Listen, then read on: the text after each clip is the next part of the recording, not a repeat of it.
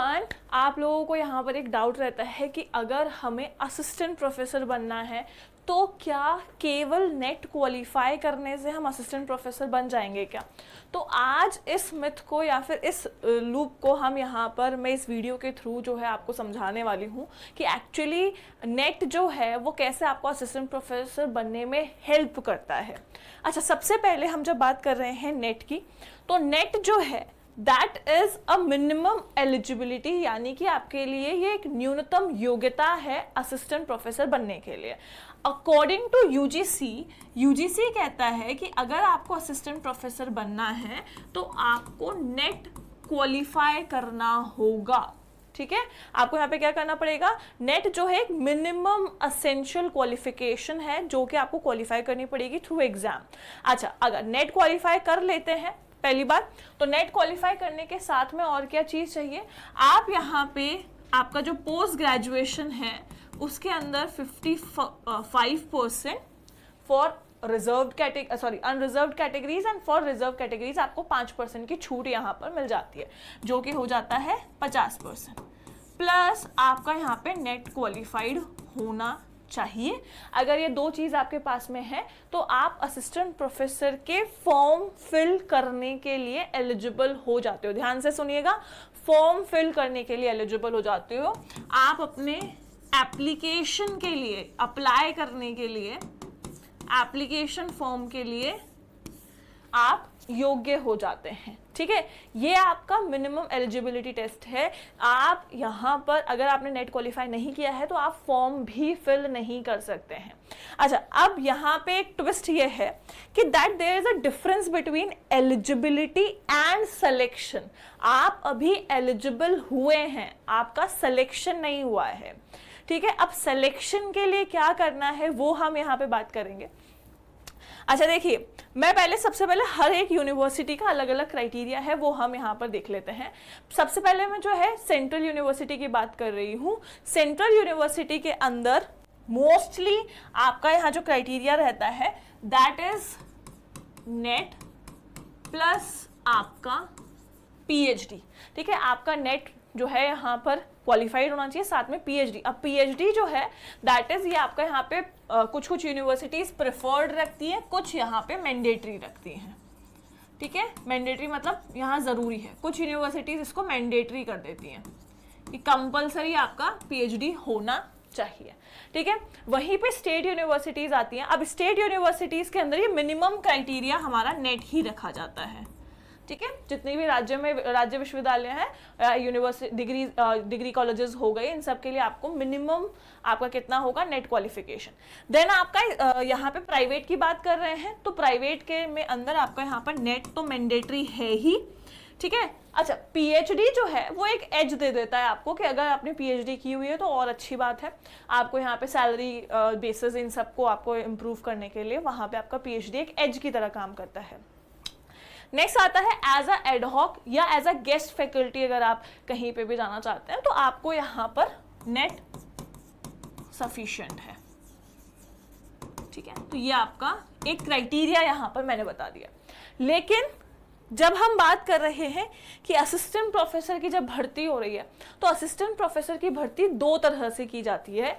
एक होती है डायरेक्ट रिक्रूटमेंट और एक होती है पब्लिक सर्विस कमीशन के थ्रू या फिर हायर एजुकेशन सर्विस कमीशन के थ्रू। जैसे यूपीपीएससी कर रहा है तो Uttar Pradesh public service commission, RPSC कर रहा है तो Rajasthan public service commission, Haryana कर रहा है तो हरियाणा पब्लिक सर्विस कमीशन, या फिर अगर एचईसी कर रहा है तो आपका उत्तर प्रदेश एचईसी यानी कि Uttar Pradesh higher education public जो है सर्विस कमीशन है। तो इस तरह से आपके दो तरह से भर्ती निकलती है। अच्छा, जब हम बात करते हैं डायरेक्ट रिक्रूटमेंट या सीधी भर्ती जब निकलती है, तो सीधी भर्ती जब निकलेगी तो आपका यहाँ पे कई बार एग्जाम्स होते हैं, कई बार एग्जाम्स नहीं होते हैं। ठीक है, लेकिन वहां पे आपको जज करने का जो क्राइटेरिया होता है वो होता है एपीआई स्कोर। ठीक है, यहाँ पे आपको जज करने का क्राइटेरिया जो रखा जाता है वो रखा जाता है आपका एपीआई स्कोर। ठीक है, अब जैसे ये भर्तियां कौन निकालते हैं, आपका यहाँ पर सेंट्रल यूनिवर्सिटी जिसके अंदर आपको यहाँ पर डीयू हो गया, जेएनयू हो गया, अलीगढ़ एएमयू हो गया, या फिर हैदराबाद यूनिवर्सिटी हो गया एटसेट्रा। इस तरह की यूनिवर्सिटीज़ जो है वो डायरेक्ट भर्ती निकालती हैं, सीधी भर्ती निकालती हैं, जिसमें आपको यहाँ पे आपका पूरा API स्कोर चेक किया जाता है। अगर आप API स्कोर को क्वालिफाई कर जाते हो तो फिर आपका इंटरव्यू होगा और इंटरव्यू के बेसिस पे आपका सिलेक्शन होगा।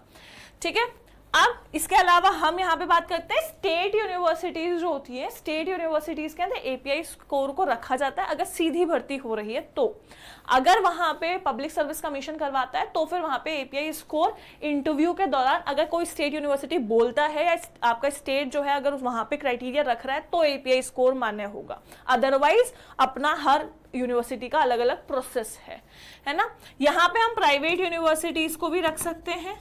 प्राइवेट यूनिवर्सिटीज में जैसे MET हो गया, ठीक है, सिम्बायोसिस हो गया, इस तरह के यूनिवर्सिटीज किसको यहाँ पे यूज करते हैं, API स्कोर को यूज करते हैं। और वहीं पे जब हम PCS की बात करते हैं या HES जो है यहाँ पे HESC की बात करते हैं तो ये क्या करेंगे, ये आपका रिटन एग्जाम लेंगे, ठीक है, रिटन एग्जाम लेंगे, प्लस आपको यहाँ पर इंटरव्यू के बेसिस पे जज किया जाएगा। अब इंटरव्यू के अंदर जैसे अभी बिहार ने बोला कि इंटरव्यू के अंदर आपका डेमो भी लिया जा सकता है, ठीक है, और बाकी आपका जो भी इंटरेक्शन होगा वो यहाँ पे देखा जाएगा। यानी कि इन्होंने API स्कोर को यहाँ पर मान्यता नहीं दी है, यहाँ पर API स्कोर नहीं देखा है। तो अभी फिलहाल के लिए इन्होंने इसी बेसिस पे हम यहाँ पे 2 तरह की भर्तियां आपको देखने को मिलती है। आई होप कि ये वाला पॉइंट आपको क्लियर होगा, ठीक है। अच्छा, अब आपका API स्कोर कैसे बनता है? API स्कोर बनाने के लिए, API का मतलब होता है academic performance indicator. API score बनाने के लिए कुछ 5 पॉइंट्स हैं जिनको यूज किया जाता है। एकेडमिक क्वालिफिकेशन यहाँ पे होती है। अच्छा, एकेडमिक क्वालिफिकेशन के अंदर 10th भी देखा जाता है, 12th भी आता है, आपका ग्रेजुएशन भी आ जाता है, पोस्ट ग्रेजुएशन भी आता है, नेट भी आ रहा है, JRF भी आ रहा है और PhD। यानी कि आपको यहाँ पे 10th से लेकर के PhD तक के आपको यहाँ पर देखा जा रहा है कि किसका कितना क्या क्लियर है, उसके हिसाब से आपको मार्क्स मिलते हैं। देन आता है आपने कोई रिसर्च पब्लिकेशन, कुछ आपने यहाँ पर रिसर्च पब्लिश की है कि नहीं की है, UGC केयर लिस्ट के थ्रू आपने कोई जर्नल जो है वो पब्लिश किया है कि नहीं किया है, आपका टीचिंग एक्सपीरियंस अगर कोई है, आपके कोई अवार्ड्स या फेलोशिप्स कुछ आपको मिली हैं, और आपने अगर रिसर्च के दौरान आपने कितने बच्चों को गाइड किया है, आपकी रिसर्च गाइडेंस कितनी है वो भी देखी जाती है। इससे आपका एकेडमिक परफॉर्मेंस इंडिकेटर बनता है। अब हर यूनिवर्सिटी अपना जो है क्राइटेरिया बता देता है कि इस तरह से हम आपका API स्कोर जो है वो देखेंगे। अब यहाँ पे मैं आपको एग्जाम्पल के तौर पे अभी बिहार का बता देती हूँ। बिहार की जो यहाँ पर वैकेंसी आई है उसमें देख लीजिए, अगर आपने यहाँ पर रिसर्च किया हुआ है तो टोटल आपको यहाँ मैक्सिमम मार्क्स जो मिलेंगे वो 22 मार्क्स मिलेंगे। कैसे? अगर आपने यहाँ पर PhD किया है तो 11 आपको स्कोर दिया जाएगा। नेट JRF के लिए आपको 11 स्कोर मिलेगा। अगर आपका केवल नेट क्लियर है तो 8 मिलेगा।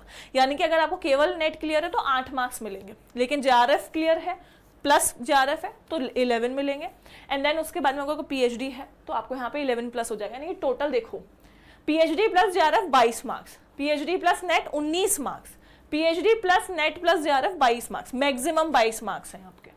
देन अगर आपने पोस्ट ग्रेजुएशन में 80% अबव मार्क्स है तो 26 मिल रहा है, 70 to 80 है तो 23, 60 to 70 है तो 20, 55 से लेकर के 60 तक है तो 17, और अगर आपका 50 से 60 के बीच में आ रहा है तो आपको 17 मार्क्स यहाँ पे मिल रहा है। ग्रेजुएशन में भी सेम चीज़ है, 17, 15, 13, 11, 9, ये आपके परसेंटेज के हिसाब से। देन आपको इंटरमीडिएट यानी कि 10+2 के लिए 13 मार्क्स मिल रहे हैं, और मैट्रिक के लिए यानी कि आपको यहाँ पर 10th के लिए 10 मार्क्स मिल रहे हैं। तो ये आपको यहाँ पर इस तरह से API स्कोर आपका जोड़ के बनाया जाता है, और आपको जब इंटरव्यू लिया जाता है तो वहाँ पे जिसका सबसे मैक्सिमम API स्कोर होगा उसको वहाँ कंसिडर किया जाएगा। इसका मतलब PhD एक इम्पॉर्टेंट रोल प्ले कर रहा है आपका, यहाँ पर JRF आपका एक इम्पॉर्टेंट रोल प्ले कर रहा है, ठीक है। तो ये एक API स्कोर है जो आपको इस तरह की सीधी भर्तियों में देखने को मिलता है। है ना। अगर आप यहाँ पे किसी भी पब्लिक सर्विस कमीशन के थ्रू कर रहे हैं तो ऑब्वियस सी बात है कि आप पब्लिक सर्विस कमीशन के थ्रू आप एग्जाम देंगे। जैसे आपका यहाँ पे कितने यहाँ पर हम कह सकते हैं, इसकी मैं एग्जाम्पल बता देती हूँ आपको यहाँ पे HPSC निकालता है वैकेंसी, UPPSC निकालता है, UPHEC निकालता है, HSC निकाल रहा है, RPSC वैकेंसी निकालता है। ऐसे अगर एटसेट्रा ऐसे जो है डिफरेंट सर्विस कमीशंस वैकेंसी निकालते हैं, जिसके अंदर आपको रिटन एग्जाम देना होता है, इंटरव्यू देना होता है और आपके पूरे स्कोर के बेसिस पे आपका सिलेक्शन किया जाता है। ठीक है, तो ये सब कुछ ये आपका जो है आपके स्टेट यूनिवर्सिटीज यहाँ पे कंडक्ट करती है, यानी कि आपका स्टेट यहाँ पे करेगा ये सारी चीजें। ओके, अब इन सब चीजों को देखने के बाद में जो इम्पोर्टेंट पॉइंट है वो क्या है कि आपको यहाँ पे किन चीजों के लिए प्लान करना है। तो 3 चीजें मैंने आपके लिए यहाँ पर तैयार की। भाई आपको किन चीजों के लिए प्लान करना है अगर आपको असिस्टेंट प्रोफेसर बनना है। तो सबसे पहले नेट पे फोकस कीजिए, जितना हो सकता है नेट पे यहाँ पर नेट क्लियर करने की कोशिश कीजिए, क्योंकि मिनिमम एलिजिबिलिटी है। विदाउट नेट आप कहीं भी फॉर्म नहीं फिल कर सकते हैं, इसको तो क्लियर करना ही पड़ेगा। इसको क्लियर करने के बाद में आपको यहाँ पे आपका स्कोर बढ़ाने के लिए या आपके चांसेस बढ़ाने के लिए PhD के लिए प्लान कीजिए।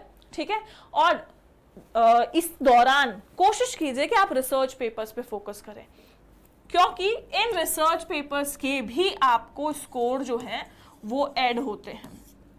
ठीक है, तो रिसर्च पेपर पे फोकस कीजिए। अगर आप तैयारी कर रहे हैं तो उस वक्त सोचिए कि किन किन चीज़ों पे रिसर्च पेपर कर सकते हो। जैसे नेट क्वालिफाई हो जाता है, JRF क्वालिफाई हो जाता है, तो रिसर्च पेपर्स लिखना शुरू कर दीजिए और पब्लिश कराना शुरू कर दीजिए। इससे आपको यहाँ पर एडिशनल बेनिफिट मिलेगा अगर आप असिस्टेंट प्रोफेसर बनते हैं तो। अच्छा, अगर कोई पर्सन स्टेट यूनिवर्सिटीज़ में असिस्टेंट प्रोफेसर बन जाता है with written exam plus interview clear करके, तो ऐसा नहीं है कि उनको PhD नहीं करनी होती है। ऑब्वियसली बात है कि आपको अपने अपग्रेडेशन के लिए या फिर कह लीजिए अपने प्रमोशन के लिए, अपने इस पोजीशन की आपको अगर आपको अपग्रेड करना है तो उसके लिए आपको PhD ज़रूरी है। तो यहाँ पे आपको ये अगर आप असिस्टेंट प्रोफेसर बन जाते हैं तो उसके बाद आप PhD भी करें, PhD में अपने आप को एनरोल कर लें। ओके, तो चलिए, आई होप मैंने आपको यहाँ पर काफ़ी सारी इन्फॉर्मेशन दे दी होगी। आपको यहाँ पर इन चीज़ों से रिलेटेड अगर कोई डाउट है तो वो क्लियर हुआ होगा। अगर फिर भी अभी कुछ ऐसा बचता है जो आपको क्लियर नहीं है तो कमेंट सेक्शन में मुझे बताइएगा। मिलते हैं फिर किसी और सेक्शन में। Till then, thank you so much, take care, goodbye all of you.